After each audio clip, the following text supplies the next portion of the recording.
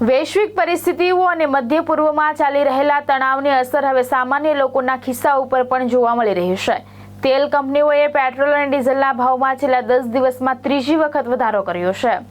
દેશભરમાં પેટ્રોલ અને ડીઝલના ભાવમાં ફરી એકવાર વધારો નોંધાયો છે। નવી કિંમત મુજબ પેટ્રોલમાં પ્રતિ લીટર 87 પૈસા જ્યારે ડીઝલમાં પ્રતિ લીટર 91 પૈસાનો વધારો કરવામાં આવ્યો છે। 4 વર્ષ બાદ પહેલીવાર માત્ર 10 દિવસમાં ત્રીજી વખત ભાવ વધારો થતા સામાન્ય લોકોના બજેટ ઉપર સીધી અસર જોવા મળી રહી છે। ખાસ કરીને મધ્ય પૂર્વમાં લાંબા સમયથી ચાલી રહેલા યુદ્ધ અને અમેરિકા ઈરાન વચ્ચે વધતા તણાવના કારણે હોર્મુઝ સ્ટ્રેટ મારફતે કાચા તેલની સપ્લાય પ્રભાવિત થઈ રહી છે, જેના કારણે આંતરરાષ્ટ્રીય બજારમાં ક્રૂડ ઓઇલના ભાવમાં સતત વધારો નોંધાઈ રહ્યો છે। તેલ કંપનીઓએ વધેલા ખર્ચને ધ્યાનમાં રાખીને દેશમાં પેટ્રોલ અને ડીઝલના નવા ભાવ લાગુ કર્યા છે।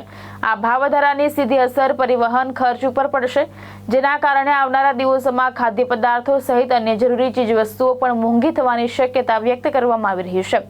સામાન્ય નાગરિકોમાં સતત વધી રહેલા ઈંધણના ભાવને લઈને ચિંતા અને નારાજગી જોવા મળી રહી છે।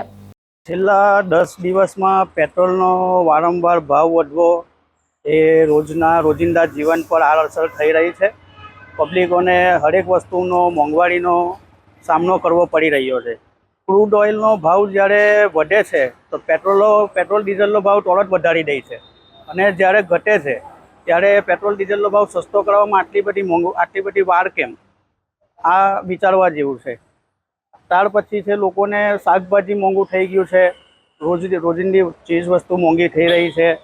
પબ્લિકને આનો ખૂબ અસર પડી રહ્યો છે। વાહન વ્યવહારનો પણ ભાવ વધી રહ્યો છે। ધર્મેશ રાણા, દ્રષ્ટિકોણ ન્યૂઝ, અંકલેશ્વર।